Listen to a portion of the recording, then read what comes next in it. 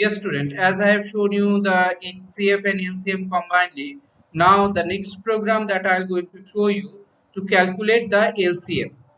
Okay, so to calculate the LCM of the two numbers, here I have taken the value. In A variable, I have taken the first input. In B variable, I have taken the second input. Okay, then I have done the checking. If A is greater than B, M equals to A, else M equals to B while 1. If M modulus A equals to 0 and M modulus B equals to 0, the LCM is M. Break M plus 1. If it is not so, then M will going to increase.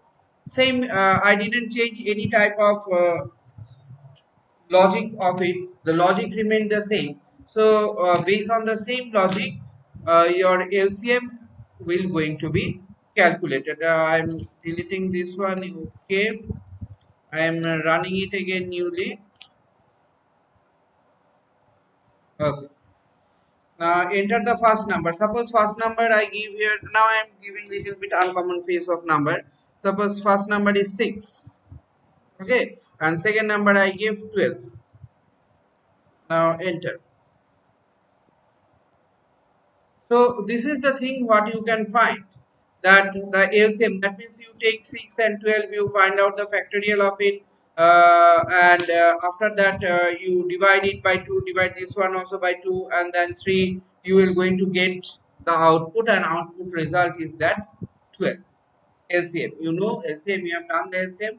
So this is how the LCM has been calculated. So main basic logic I haven't changed. First one I have shown you, the previous program I have shown you calculating both the LCM and HCF. Now I have separated the two program. I have made one program to calculate the LCM. Okay, so this is how you can calculate the LCM. Now I'll bring another program. I'll show you another program to calculate the HCF of a number. Okay, so let us close this one. Now HCF of a number. HCF of two number. So HCF of two number, here the HCF of two number, the input I have taken X and Y instead of A and B, because it may be tedious to you. So I have taken here X and Y, just I have changed the variable. Now I checked it if X greater than Y or not. If it is, then smaller is Y.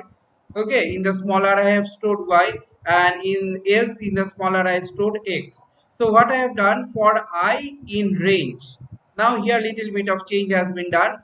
I in range 1, see here I in range 1, then smaller plus 1, smaller value I am increasing.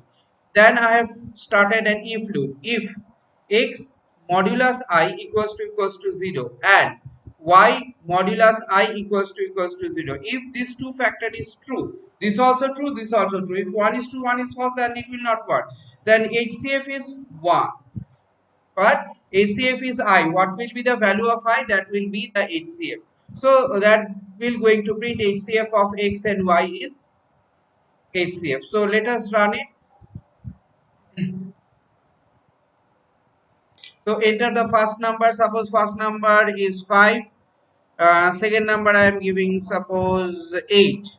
Okay, 1. Why? Because 1 is the common factor in both of the case. Now let us run this one again.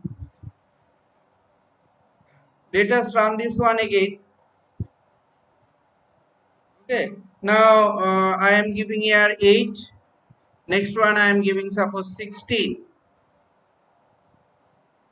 Is it clear now? So 8 and 16, the value will HCF will come, highest common factor will come what? 8. Because if you calculate it in the process of HCF, divide it, you will see 8 will going to come. And if you divide this one in this particular HCF process, you will find it that you will get 1 at the particular part. So this is how you can do the HCF, LCM, and HCF, LCM separately in the particular case. So what is the logic has been used here? The logic is that first I am checking the particular thing, X is greater or not. If x is greater, then I am sending the y in a smaller. I have taken one variable name smaller,